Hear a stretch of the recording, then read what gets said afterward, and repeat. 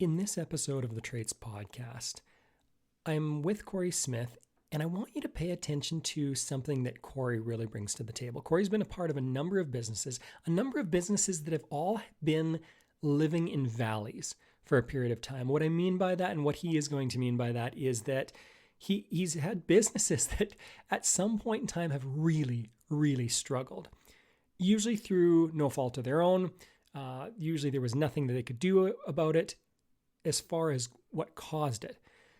Pay attention in this episode to what Corey did to get out of those valleys. Now, I'm just going to go really quickly. A few of the topics that we're going to cover. One is he's going to be giving some lessons from living in the trenches and what that looks like, how it feels, what you need to do for yourself and for your organization to make sure you come out of that valley. Secondly, is what are the typical cracks that are in every business that tend to become crevices or larger cracks. They tend to become huge gaps.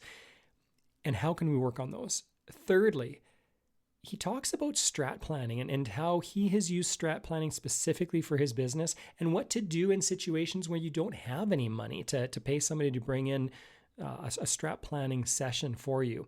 And then lastly, he talks about going back to fundamentals in business. What do we need to ask ourselves when again, everything kind of crumbling or it feels like it's crumbling? What do we ask ourselves? What do we need to do to make sure we get out of this valley, we get out of this trench, to make sure that we are stronger than ever? And if we do all of these things, is something so important that he says later on, if we do these things, shoring up these cracks, filling these cracks, what it will do is allow us to actually have a far stronger business when it comes to growth. As we grow, we won't have as many cracks. There will be other cracks that come up, but we will have less cracks to deal with, which means we will grow faster and stronger, which is what every business wants to do. Enjoy the episode.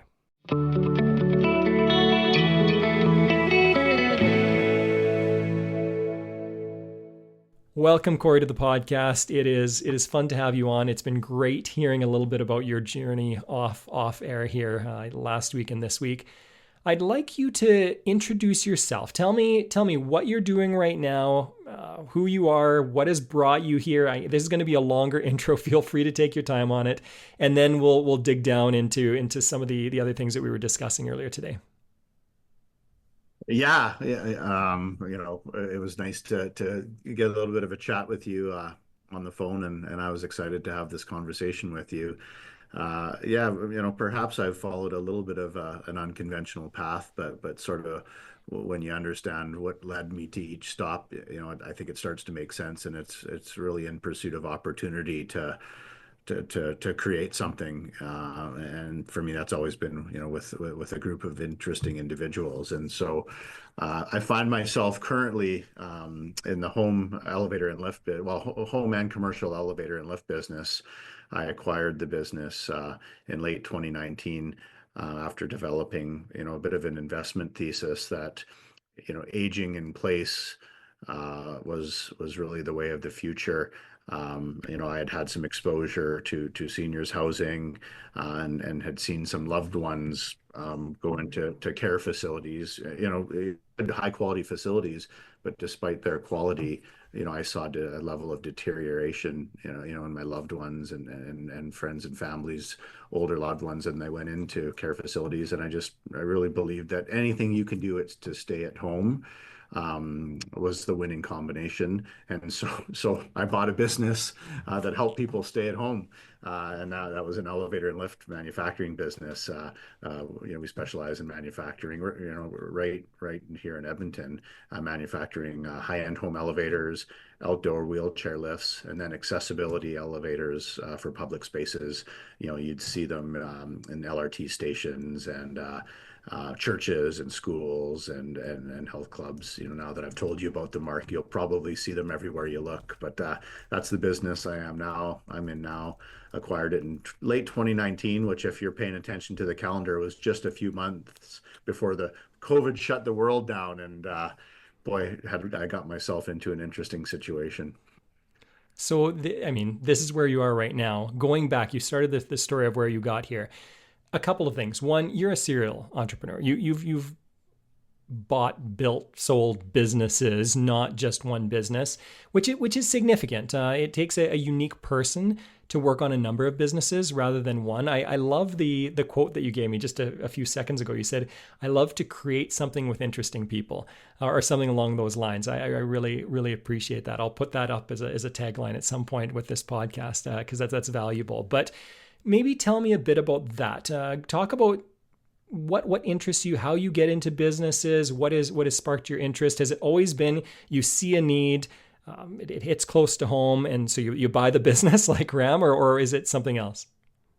Yeah, well, first of all, I know lots of true serial entrepreneurs, and they often joke that I could never have a boss. I've had plenty of bosses.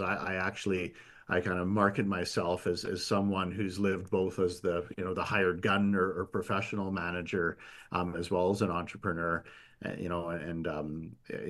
Those two worlds have always intersected for me. Of course, coming out of the U of A.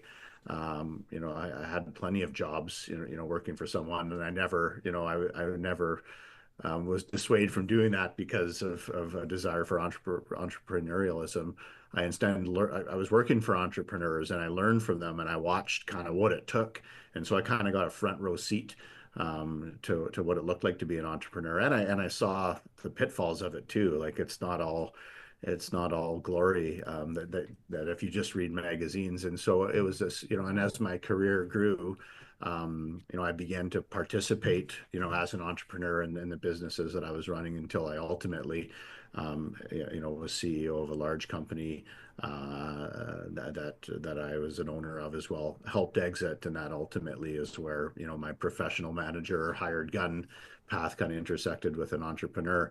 But having said that, Mark, while I was working my day job, I always had business investments on the side, I guess, to sort of satisfy my entrepreneurial cravings, and acquired, particularly in hospitality, lots of interesting kind of, well-known restaurants along the way, and assembled groups of people to run those because, of course, I was busy at my day job during the day. And so, yeah, an interesting commingling of professional manager and entrepreneur, and now I'm the guy. I don't have, which is both fun, but also it's kind of nice to have someone to turn to, when you encounter adversity. And I know you want to talk a little bit about adversity today. Yeah, let's talk about that. So just before my last question, you said I just happened to buy this business in late 2019. Yeah. So maybe talk about COVID, how that affect your current business, and then we'll talk about some other past maybe valleys in business as well. Yeah. Well, maybe it'll help you if I better explain, how, why RAM, and what kind of led me to RAM. And so, um, the business that I was involved with, a tremendous business with great brand equity and a good Alberta reputation, was a lodging company. So we built, owned, and operated remote housing for remote workforces. And anyone, that lives in a natural resource part of North America knows what these camps look like. And so typically modular structures, and remote workers will come in and out, 2 weeks on, 2 weeks off, and work either on capital projects or operating projects for mine sites or energy sites. So we grew a large camp company, and of course that exclusively exposed us to the ups and downs of oil and gas. And we grew that company, but then that growth fell off as turmoil hit the marketplace. So we certainly saw some ups and downs, to the point where um, we were about to put a shovel in the ground in a new camp at the end of 2014, and I got a call from a customer, and he said, I see the price of oil wobbling. I think we're going to shelve this project. And I was like, "Oh, this is interesting." And 2 weeks later, in January of 2015, oil hit $25. I don't know if you remember that. And instantly our revenue got cut in half. Our customers called us and said, our buses are pulling up to your lodges, and we're taking everyone home. We're shutting down. We had 350 employees catering to these people that were leaving. We had to charter two 737s to take them all home. And and that instantly, with our financial performance drop, that instantly put us in breach with our bank. And that was definitely a scary point for me. I remember Googling, do you still get severance if your company goes bankrupt? That's how nervous I was about the plight that we were in. And I still have these letters in my drawer. We got letters from our biggest customers that said, "You will show up in Calgary with dramatic price decreases. We don't care about contracts, and if you don't show up here, we likely won't do business with you again." We took them seriously.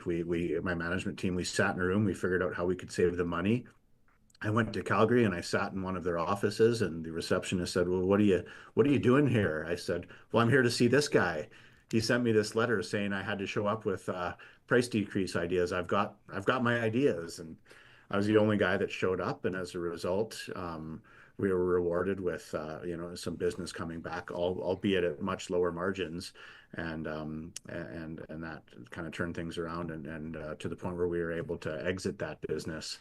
But why I'm telling you that story is while we were doing industrial hospitality, that's where I started to learn about seniors care, because we thought maybe we should be diversifying into seniors care. And as I learned that business, that's where I saw that as important as seniors housing is, it just doesn't offer the same kind of community, family, and mental health benefits as aging in place. And that's kind of what led me to, conclude that, if we have a successful sale of this business, which we did, I want to figure out a way to get into helping people age in place. And that's kind of what led up. That's what led up to the RAM acquisition. The long way there. Right. Now, you started talking about some ways that you helped yourself and your own business in a valley when it came to the oil and gas industry. But let's fast forward to 2019. So you buy RAM, you Yeah. are getting up to speed, and COVID hits. How did that affect RAM, and what did you do about it? Yeah. Yeah. Welcome to the new business that you've just acquired. So, as I mentioned, we manufacture elevators and lifts, but our distribution model involves finding dealers throughout North America to represent our products, and those are typically home accessibility specialists, or accessibility contractors. And our model is, we find them, typically in the States, because that's a big market for us, and we would invite them to our plant in Edmonton for training. They would train, and then we would go send a technician on their first install, to help them out. Well, of course, with the travel restrictions, like, our entire U.S. growth strategy just shut down overnight. Just shut down overnight. There was a very brief period during COVID where people were panicking, and things weren't even moving across the border very well. So the U.S. was one of the reasons that I bought the business, was the growth potential of that market. Canada is a great market, but U.S. is 10x. And so the immediate impact of COVID, was it shut down access to our biggest growth market.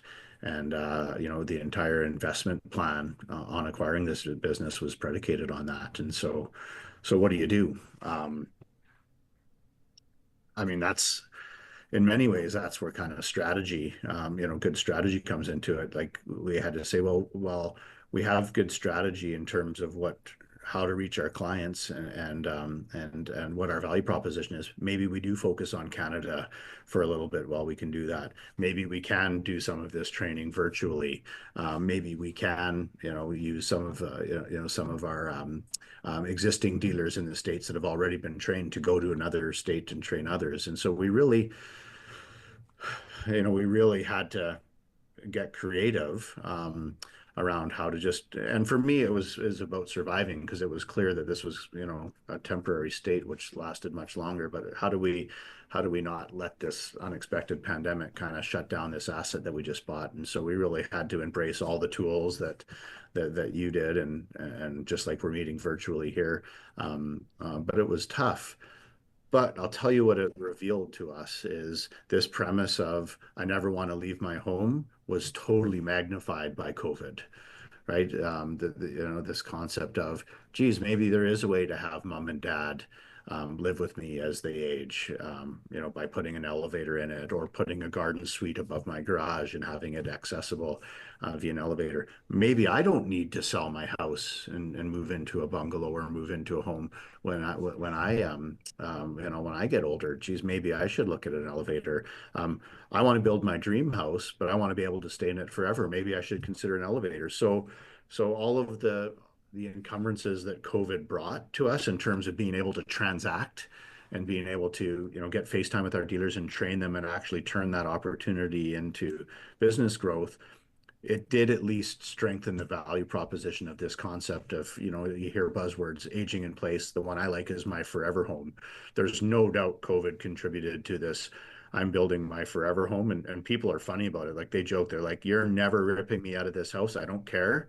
And I'm going to put an elevator in it. And then people are pleasantly surprised that elevators aren't that expensive. I joke they're typically cheaper than a Sub-Zero fridge, Mark. Are you serious? I mean, Yeah, I obviously I don't yeah, know the industry all that well. yeah, So yeah. give a little bit of So pricing just before you go on, so that people understand that as well. Yeah, it's really easy. 12 grand to stop or 12 grand to floor is kind of a great rule of thumb. And if you think about that in the context of, having to sell your house and build a bungalow just to be accessible, not that bad. Almost as easy to put them in as a renovation as it is with the new build. Typically, we find a couple closets, a cloak closet, a game rooms closet, a linen closet on the upper floor, and we'll steal that closet space for a shaft. And we're seeing that renovation kind of craze in terms of making older homes accessible, probably equal to our new home growth. Yeah, which is helpful. I think also because I mean, 12 grand, 24 grand, 36 grand, whatever it is for how many floors you got in your property, compared to putting somebody in a home, you eat Yeah, that money up very quickly when you put somebody into a home. yeah, I agree.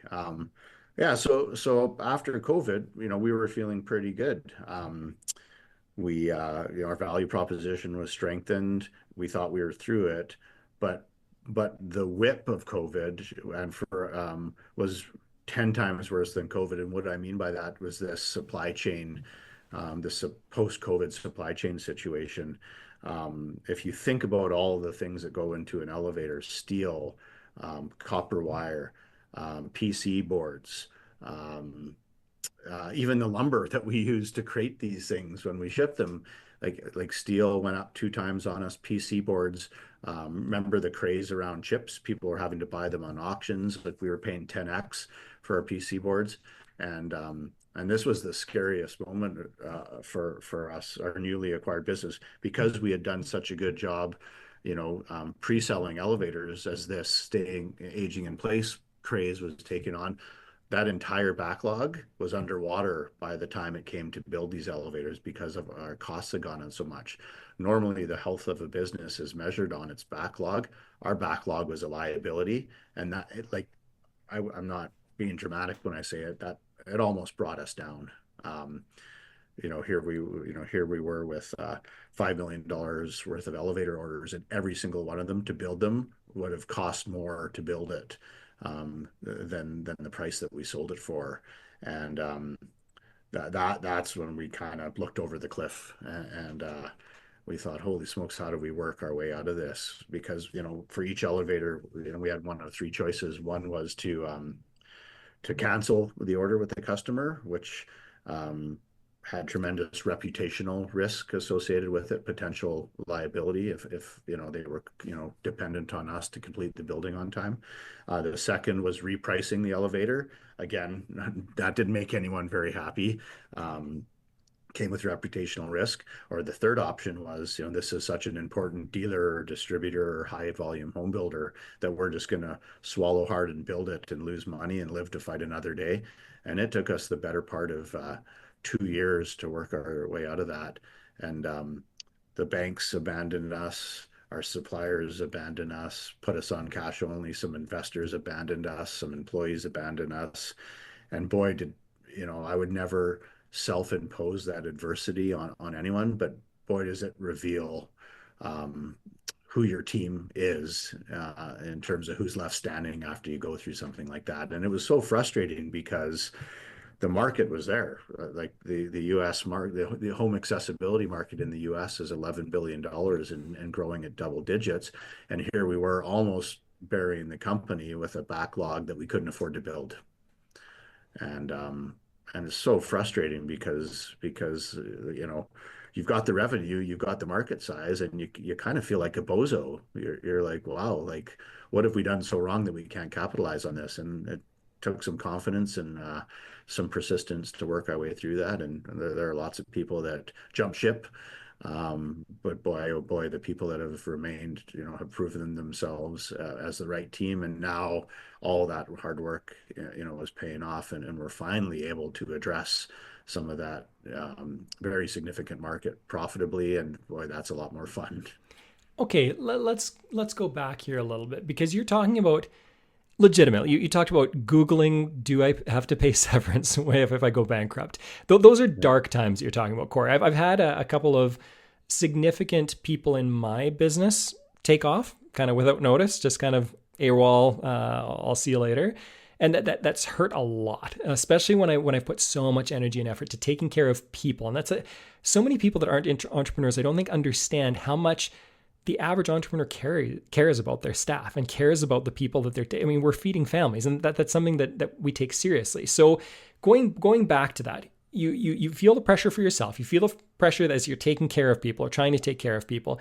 I'm going to go back to your lodge business where you're flying in a couple of 737s to pick up gads of people and take them back home without knowing what's going to happen next. And the process you took me through is you said you basically sat down and brainstormed. And then when you talked about the next valley in with COVID, you used the phrase a lot. Maybe we can, maybe we can, maybe we can. And my guess, fill me in where I'm wrong, my guess is that you have found phenomenal ways to brainstorm what do we do in this situation? How do we make things better? So give listeners some tips on that. What is your process for when these things happen? I want to kind of explore two different areas here. One is for yourself. You talked about confidence and everything else. How do you work through your own mindset and stress levels? And then secondly, how do you figure this out? How do you deal with problems that seem insurmountable at the time in order to take care of your business and grow it better than it was ever in the past? Yeah. So maybe I'll start with kind of, how do we find a way when confronted with these, seemingly impossible obstacles?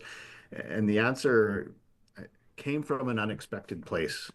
And yeah, I'm a big fan and a student of business strategy, and I really try to use that appreciation for strategy in my businesses, and I attribute a lot of our growth to the implementation of good strategy.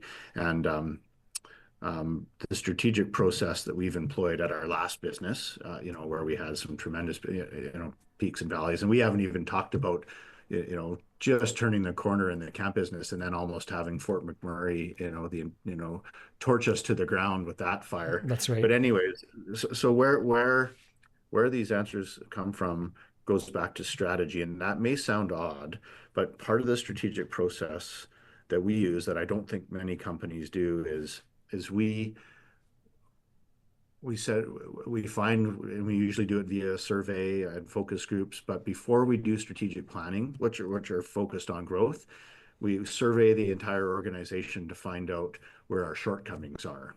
And we work with Concord on strategy. They call them cracks. So before the planning team, we used to joke about strategy that the planning team will go off to the mountains and come back with this great growth chart, and the rest of the company doesn't take it seriously because the company knows the weaknesses that are going to prevent that growth. So the strategic process that I believe in before you start strategic planning, you bring the voice of everyone in the company into the room via that, survey data, which reveals cracks, I call them. Their weaknesses, their inefficiencies, they're things that are going to impede your growth. And then when you strategic plan, the discipline is you don't let yourself out of the room until all of those cracks are neutralized. So that's a growth plan. The unintended advantage of doing that is When things go really badly and you're not growing, those cracks still show up. And so when the whole, I'll use a sports analogy. Like, if you watch sports, you can tell when a play breaks apart because everyone's running around. You can tell they haven't practiced that and they don't know what to do. When your play breaks apart in business and things don't go as planned because you've like hit this massive wall of adversity, you've done this hard work around knowing what your cracks were. And so when you ask yourself, what do we do? Well, let's go. The cracks reveal themselves in down times versus good times. So let's go back to the cracks and shore those up. Usually they're cracks in process. Usually they're cracks in quality. Oftentimes they're cracks in communication. And so that becomes your guide as to, maybe we can do this, maybe we can do that. It reminds you where the shortcomings were in your business, and you'll find that by remedying those shortcomings, it's equally appropriate to a down cycle as it is to a growth cycle, and that's the secret sauce of strategic planning is not having blinders to what your internal cracks are that left unattended to will take down your business. Does that make sense? That was a really unusual place to find the answer to what to do in the face of adversity. I think this is brilliant, Corey. The picture that comes to mind, the metaphor is that things feel like they're kind of burning to the ground. So you go down and you go to the foundation of your building and you make sure that that foundation is strong. And if you can fill in all the cracks, if you can make sure that those cracks are put together in a way that they're not going to become huge chasms later on. If you can make sure that your foundation's strong, now you can build twice or three times as high in the future because you took care of those. Is that something that makes sense? Yeah, yeah, I do think you've grasped it. Yeah, you're right.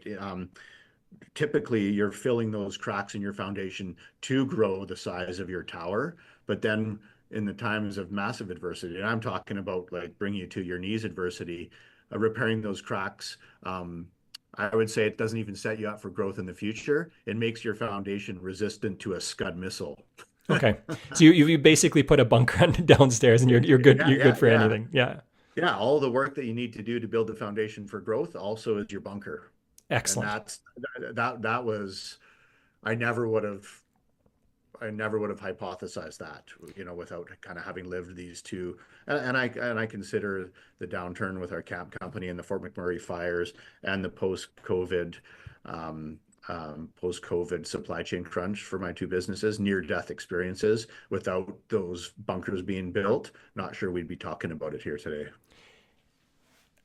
My mind is going to a couple of different places I want to come to a little bit later on. But before we do that, you talked about a number of types of cracks. You talked about communicate. You talked about a number of different types of cracks. Maybe go back Yeah. to some of those and what are the patterns that you see? Because you've gone through this a number of times. You've got some scars to show that you've been through battle a few times. So when you think back to the types of cracks that often show up in a business, in your experience, what are those? Just for listeners to pay attention and in the same areas for their own businesses.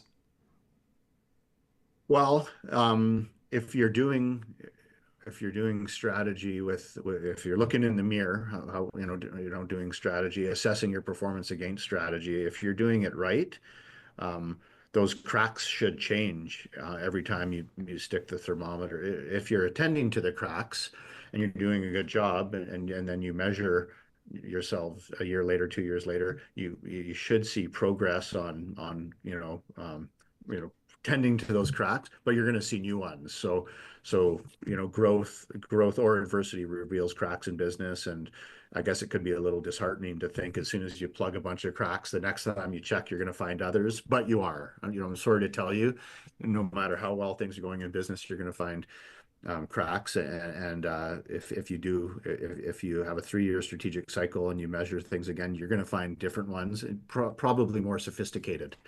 But if you're just starting out and it's the first time you've kind of put the thermometer into your business, the number one thing you're going to find is communication. And you're going to find that when you do engagement surveys too with your employees. It's just smaller companies, high growth. They just have a hard time seeing the ROI on stopping and communicating effectively. They're moving fast, they're making decisions fast. The decision-making group is typically disaggregated, and so typically you'll find one of those cracks is communication, and not just corporate communication, communication from my boss, communication about what my job description is, communication on how my performance is. But that is a crack that's hard to that it shows up in various different ways. The second crack that I see that I've seen most often in our business would be a system like a systems crack, and I'll tell you, like the manufacturing system that you use to build 10 elevators doesn't work for 100, like actually crumbles and totally disintegrates in your hands. So if the business is experiencing any growth, you're going to see, systems, and I don't necessarily mean IT, sorry, it could be even a flow chart or something, but you'll find that your systems are deficient. To support the growth, and that's a crack that's growing. And then the next probably most frequent would be how you've structured yourself organizationally. Most companies, if they're a $10 million company, their plan is going to be a 30 or 50, and they'll instantly find a crack that reveals that they don't have a future state org structure in mind. It's not just about position titles and boxes. Structure kind of reveals who's dependent on people below them to do their jobs, and then who has dependencies above them to do theirs. So inefficient org structure to support growth will typically be the third most kind of revealed crack when you really stick that thermometer deep into the organization. This is extremely helpful. You talked about strategic planning quite extensively there. Now, I'm assuming you've met Dwayne and used him extensively in your strat planning sessions. But what Dwayne's like my strategy whisperer. Yeah, he is the business whisperer on so many levels. Yeah. With that, and I mean, Concord, I think probably undermarkets ourselves quite a bit with the strat planning because it's so useful to businesses. What is your process when you do a strat planning session? What is the process? You've given a little bit of a couple of glimpses in here, but what is the basic process when you go through that 3-year cycle? Yeah, so the process, it's so simple, but definitely differentiates the Concord process, is that mechanism to bring the voice, of your entire, the masses, if you want to call it that, the voice of your entire company into the room so that you've got that voice to consider when crafting strategy. In fact, Concord has persuaded me that if you just have, a select group of senior managers go off and do strategy on their own, it's almost naive, to the actual what's actually happening in their business. So Concord has figured out a way to bring that voice of people who are really seeing what's going on in the company to the strategic table. And then even the questionnaire is well crafted. They don't say, are there any challenges in the business? They say, what are the top 3 challenges that left unattended to will inhibit Graham's potential? And I love how they force people into declaring, what are the things that are holding us back? And then, a whole bunch of work is done to consolidate, that pretty voluminous survey data into foundational cracks. And those cracks are things might not have been contemplated in your basic hockey stick growth plan. And then, you take time as a team to consider those cracks. And sometimes it kind of hurts because sometimes the cracks reveal, some shortcomings about leadership that maybe you thought you were pretty good at. And maybe you thought you were pretty good communicator. And that survey data reveals that like there could be no one worse than you, so there's a bit of a maturity and, sinking in of that data. And then, once that sinks in, the process then is to start imagining a desired state of the future. And that's my favorite part. It's like, let's imagine what success looks like in 3 or 5 years, depending on the planning cycle that you use. And that's in aligning. Now you kind of shed the self-consciousness of the survey data and you get together with your planning team and you start painting an aspirational picture of the future. That's a lot more fun. And then by the end of day one, you've sort of got a really nice vision on what the company will look like. And if you've done it well, that company looks like a company that has tended to those cracks, right? And then the next day is the hard work day that usually everyone can hardly wait to get out of there by the early evening. Don't schedule team dinners on any of these nights because they're exhausting and they're grueling and people get sick of each other. And then the second day you go to work with saying, okay, how are we going to what year after year, objective by objective, action by action, what are we going to do and who's going to do what to march us towards that, aspirational view of the future.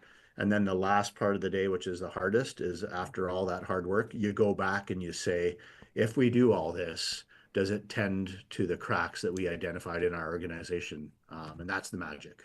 It's obvious that you've been through this a number of times, Corey, because I've attended this with Dwayne as well. It's so much fun to see the process, but you very much internalized how this works. It's fun to see that. How does somebody, let's say somebody needs to make their business bomb proof. They need to fill in the cracks, but the walls are crumbling around them.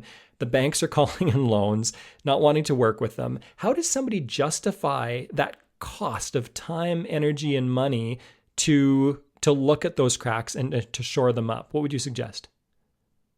Well, I think you do it yourself. I think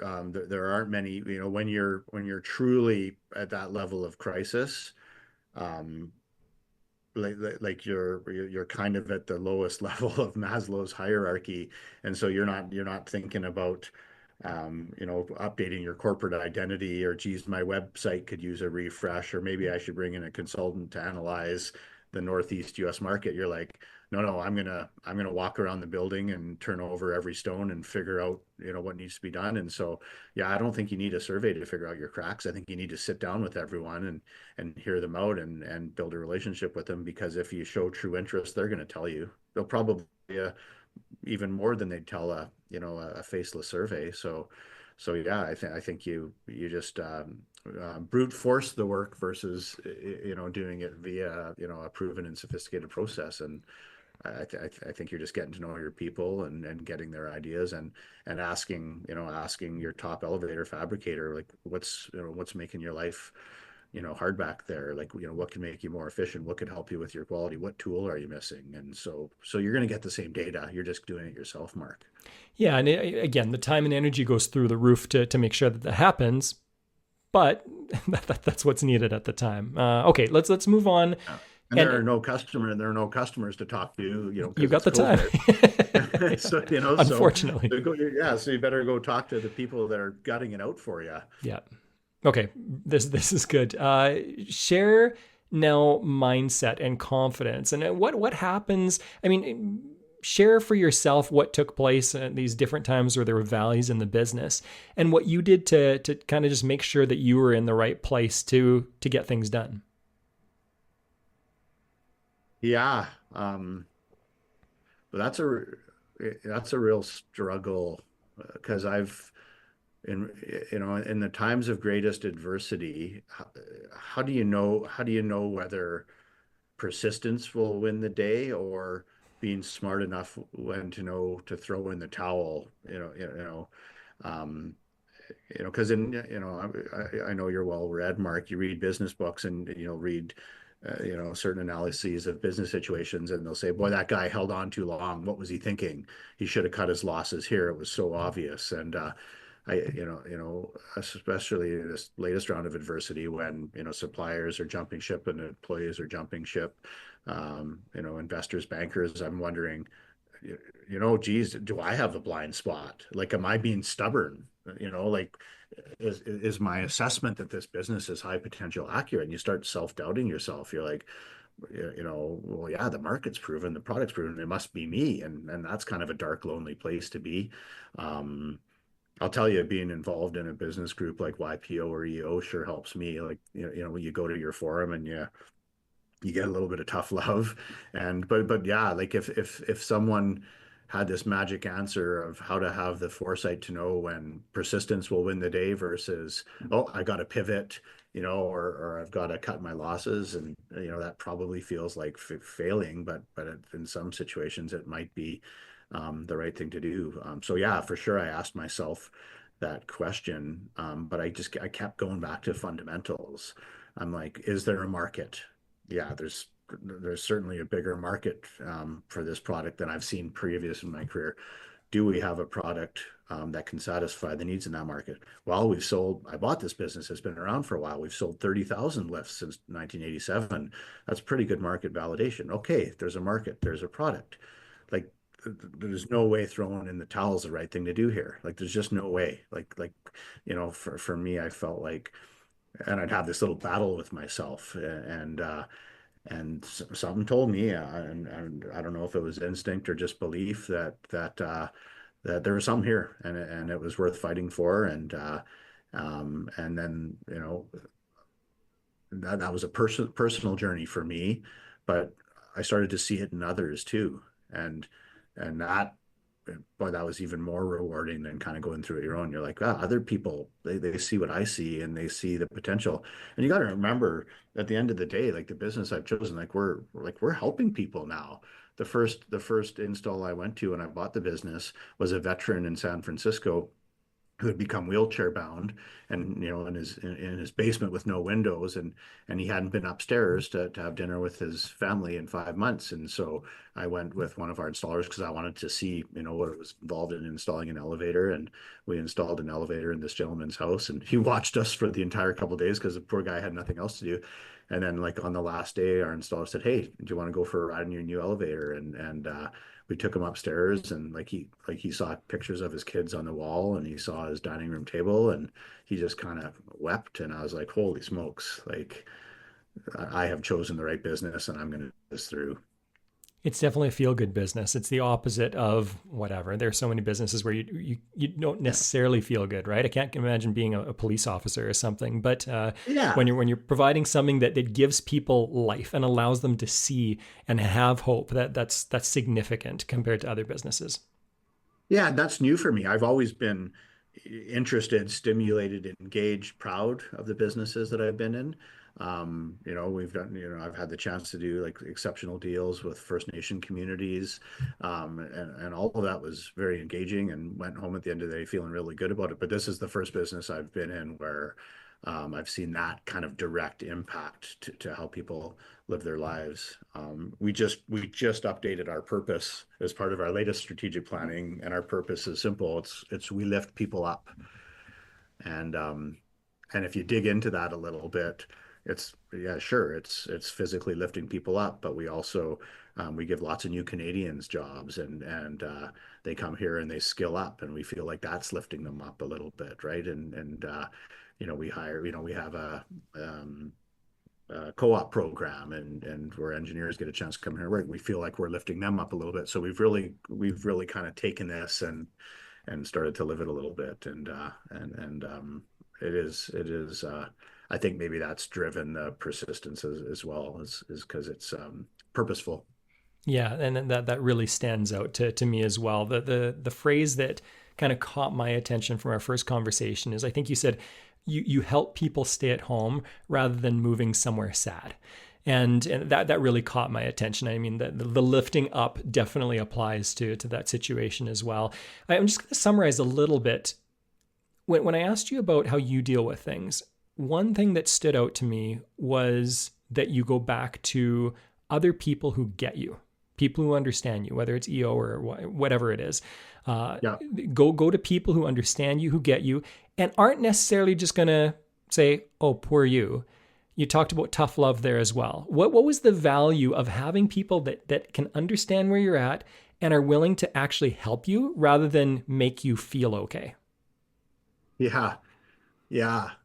That's the difference between going to your friend, like having great friends. Like, we should all be so fortunate to have great friends, but they're just going to tell you, like they're going to make you feel great. They're going to be your cheerleaders, right? If you want this tough love we talk about, you kind of have to assemble a group of badasses that are not afraid to offend you a little bit, and maybe your success is more important to them than the friendship, and that's an interesting forum to be in. And that's where you'll see use made out of some of the other tools that you guys deploy. That's your traits.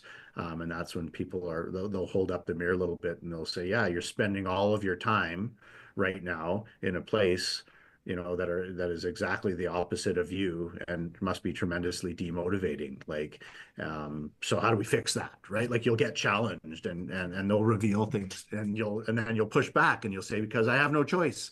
I'm about to lose my business and that's got to be done. And they're like, okay. But you can only do that for so long. So show me your plan and show me your plan to get out of that space. And then if you show up to meet with them a month later and you don't have that plan, they're all over you. So it's not fun, but you got to figure out a way, regardless of whether you're in one of those business forums, to kind of invite some badass ninjas into your life that aren't afraid to kind of call you out. And that if you're prepared to sort of open your brain to that, that can be more comforting than just a cheerleading pep talk. Yeah, and I don't want to demean anyone here with the idea that's coming to my mind right now, but every time I come home, my dog greets me no matter what's going on, and I feel fantastic. It just gives me a little bit of a pickup, and that's brilliant. Having said that, my dog can't help me build my business or get me out of trouble, right? So while the people in our lives that just make us feel fantastic are great, like you've said, that we're fortunate to have those people in our lives, we also need to develop, as you said, a group of badasses that are willing to hold our feet to the fire and make sure that we are getting what we've told them we truly want, rather than feeling okay. Yeah, yeah, and you probably, like the idea of, coming home after a long day and kicking back on the couch and watching your favorite sporting event with your dog. That probably sounds great to you. You wouldn't want to, invite your badass ninja to come chill out on your couch and watch your favorite sporting event with you because it would be terrible. so, so there's a place for both. Absolutely. As again, coming back to traits and thinking about roles and people, and different roles for different people, different times, different places, and that's all good. There's no bad in there, right? Okay, I appreciate this, Corey. We've taken up a ton of your time, and thank you so much for doing this with me. There are probably a few things, again, I've said this to a couple of other guests along the way, but there are probably a couple things that I'd still like to pick your brain about. So if you're open to it, I'll reach out again and see if this works at some time in the future to help out again.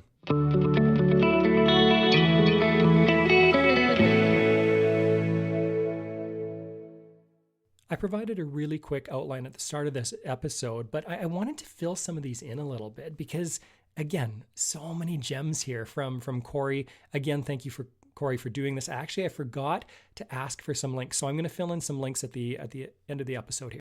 You can find these links in the show notes. Now, first, lessons from someone living in the trenches. I heard him say, assess the situation and begin problem solving, bring value to potential clients, work on your confidence, work on being persistent, strategic planning, finding your shortcomings, bringing everyone from the company in to ask what is impeding your growth, finding all the cracks in your business, cracks in process, quality, communication.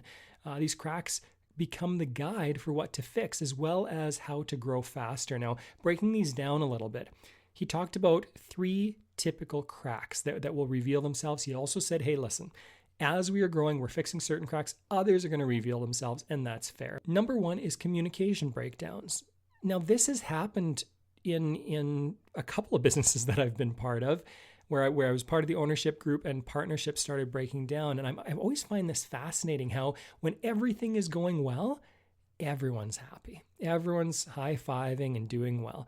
It's when things go pear-shaped, it's when things go poorly that we start to see, I don't want to say people's true colors, but we start to see what stress does to people. And the first thing that typically affects is our communication. How we deal with emotion affects our communication. Number 2, systems. He said anything that is growing is needing more new systems. This is simply part of business. Thirdly, organizational structure.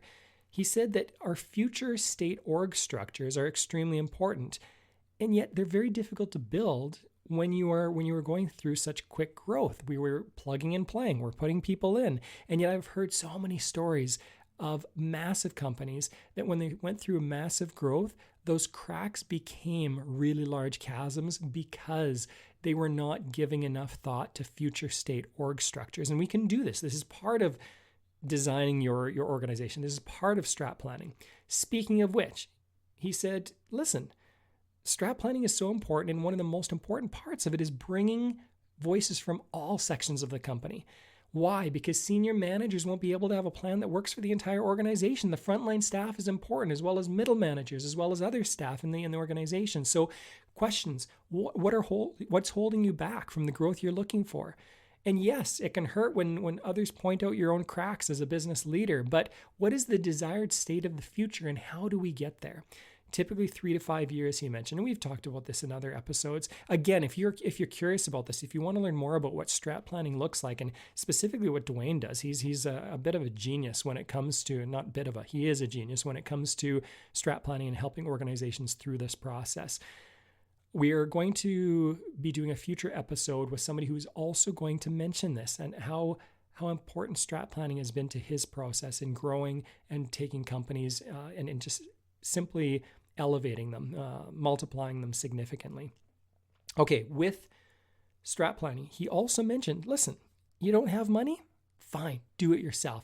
If you've got time and you don't have money because banks are calling loans, then start pounding pavement, start walking the building, turning over every stone, getting it done. Yes, it will take much more time, but it will save some money, and it will give you a better understanding of where those cracks are in your business. Lastly, going back to fundamentals, when I asked Corey to talk about himself and talk about the confidence and how does he boost himself up in those situations, his process is fairly simple. He asked himself 2 questions. Is there a market? And can we service this market well? And if the answer to those 2 questions is yes, then instead of feeling bad or down in the dumps or running away somewhere and hiding for a bit, it's all about getting yourself back on the horse and getting it done. And I've talked to so many business owners about this. It's a very common thing for people who are getting things done, action takers in business that build business. I find a lot of people will work out. They'll just work out really hard. They'll start eating a little bit better just to get their mind straight, and then they will get back to work. And that's fantastic. It's fantastic advice, even from my background in psychology. If you can just take care of diet, sleep, exercise, you take care of those 3 areas, you will consistently function better. All right, I promised to make a mention of some links for Corey's business. So RAM Elevators, I'm going to send the website link. I'm also going to provide Corey's LinkedIn link. And my hope is that if you have any questions about his business, if this is something that you could utilize, if you know somebody, help him out. The guests on this show are not doing this for money. They're doing it to help other business owners. So if this is helping you out, throw some business back to them. If you're a networker, think about some people who might need some elevators in their organization, in their business, in their homes, and help him out a little bit. Thank you for being part of this podcast. I love doing it. It's so much fun hearing these really unique individuals who have made so much happen and have a unique perspective through experience on how to help your business in different ways and have it perform at a much higher level. We will continue doing this because we are excited about it. We've got lots of guests lined up over the next few months. Enjoy your day wherever this finds you in the day, and enjoy the process of building a higher performing organization for yourself and your own people.